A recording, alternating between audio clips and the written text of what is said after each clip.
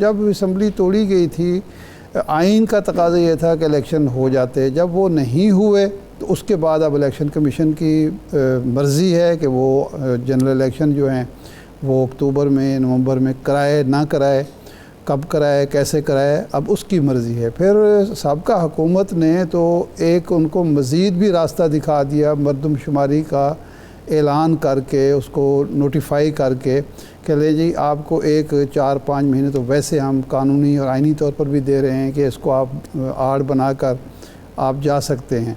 अब supreme court का फ़ैसला आया है। उस वक्त तो सुप्रीम कोर्ट ने कुछ नहीं किया। जब ये मामला उसके ज़ेरे बहस था तो उस वक्त तो वो जो भी हीले बहाने होते रहे या जो भी मुश्किलात और जवाज़ पेश किए जाते रहे, वो अगरचे ज़ुबानी यही करती रही सुप्रीम कोर्ट के नहीं ये गलत है, लेकिन अमलन उसने भी तस्लीम किया उस जवाज़ को या उस हीलों बहानों को। तो अब फ़ैसला आ गया है। इस फ़ैसले की ज़द में कोई आ सकता है, नहीं आ सकता, ये बाद अज़ वक्त है। वो तो वैसे तो फ़ारसी में कहते हैं कि जो मुक्का जंग के बाद याद आए वो अपने नाक पर ही और अपने मुँह पर ही वो घुसा बरसाना चाहिए, मारना चाहिए। लेकिन देखें कानूनी दुनिया ही इसके बारे में राय दे सकती है। लेकिन अब जो मुझे लग रहा है, इस वजह से नहीं कि आइन का तकाज़ा है, इस वजह से भी नहीं कि सुप्रीम कोर्ट का फ़ैसला है, इस वजह से नहीं कि पीपल्स पार्टी और ANP और दूसरी जमातें जो कल तक हुक्मरान इत्तेहाद के हिस्सा थी वो मुतालबा कर रही हैं। चूँकि कल जो हमारे वज़ीर ख़ारजा की बात हुई है अमरीकी नायब वज़ीर ख़ारजा से, डिप्टी सेक्रेटरी ऑफ स्टेट से, उसमें ऐसा लगता है कि शायद चूँकि अमेरिका बहादुर की बात हम बहुत कम टालते हैं, हम उनकी फरमाइश जो है वो सर आंखों पर रखते हैं।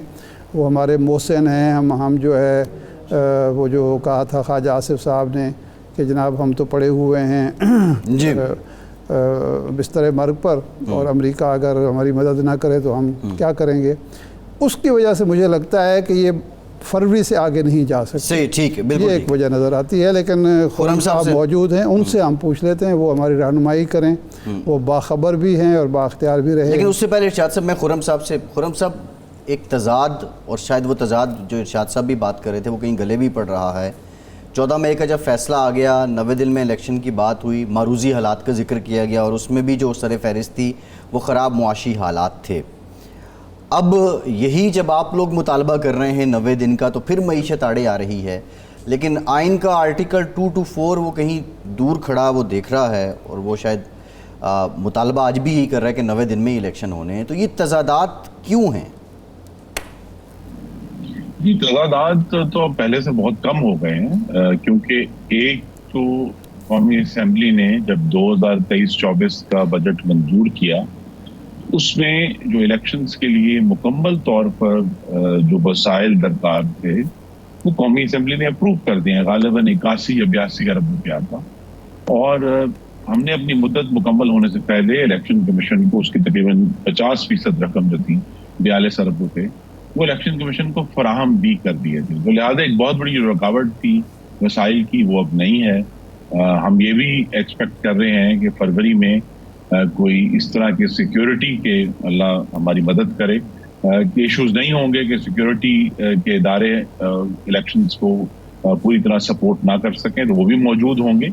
और दूसरा ये है कि ये दुरुस्त है कि आइन का 224 की जो शिक है वो कहती है कि 90 रोज़ में इंतखाबात होंगे, लेकिन आइन ये भी तो कहता है 51(5) में कि पाकिस्तान के हर शहरी का हक है कि पहले तो उसको दुरुस्त तरीके से गिना जाए और फिर अगर जब गिना गया है तो फिर उसके मुताबिक जो है मुख्तलिफ ज़िलों में जो सीटों की तकसीम है वो हो, क्योंकि उसका भी एक इजहार जमहूरियत का हिस्सा है कि जहाँ जहाँ जिसका जो हिस्सा बनता है उसके मुताबिक ही पोस्टमेंट हो। तो हम ये पूरी तरह मैं कम अज़ कम अपनी हद तक पूरे एतमाद हूँ कि इंशाअल्लाह ये हल्का बंदियाँ होंगी वक्त पर, और उसके साथ ही वक्त पर ही इंशाल्लाह इंतखाबात होंगे। यही बात आज इलेक्शन कमीशन ने एक सियासी जमात से अपनी जो मुलाकात की है उसमें भी कही है कि वो इसको पूरी जो हल्का बंदियां उन्हें स्क्वीज करने, लफ्ज यूज हुआ स्क्वीज द टाइम लाइन, वो स्क्वीज कर रहे हैं ताकि वक्त पर मुकम्मल होगी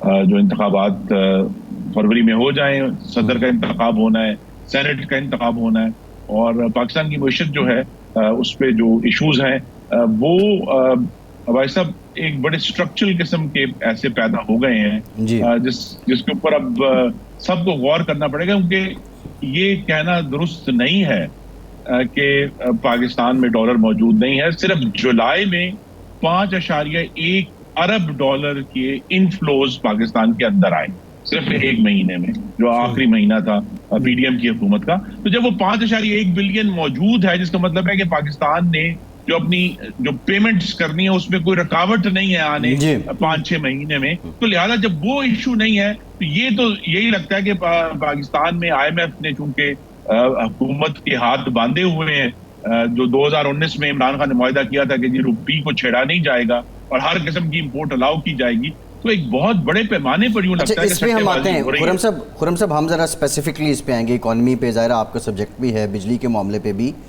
देखिए हर मामले पे हम ये देख रहे हैं कि एक उलझन है, कन्फ्यूजन है, और वो चारों तरफ से है। अब सीधी सादी बात थी, जो आइन है वो सदर ममलिकत को इलेक्शन की तारीख देने का इख्तियार देता है। अब पीपल्स पार्टी भी ये बात कर रही है, लेकिन इलेक्शन एक्ट में तरमीम करके वो 51 और 58 1 और 58(2) का मामला करके अब उसमें एक पख लग गई कि इलेक्शन एक्ट जो है उसमें अमेंडमेंट कर दी गई। तो ज़रूरत क्या थी, जब सीधा सीधा मामला था, सदर ने तारीख दे देनी थी, फिर इलेक्शन हो जाने थे, इसको चेंज करने की ज़रूरत क्यों पेश आई? देखिए सिर्फ इलेक्शन कराना से तो मसले हल नहीं होते ना। हमें इलेक्शन, इस बात को यकीनी बनाना है कि हम 2018 का जो इंतखाब है, जिसमें पाकिस्तान के आइन को, जमहूरियत को, सियासत को, हाकमियत को, वफाकियत को तोड़ा मरोड़ा गया, कि अब ना हो ऐसे। और चूंकि आर्टिकल 218 के तहत मुकम्मल तौर पर ये इलेक्शन कमीशन की जिम्मेदारी है इलेक्शन को दुरुस्त तरीके से, अल्फाज है, साफ शफाफ और कानून के करप्शन से पाक इंतखाबात करवाना।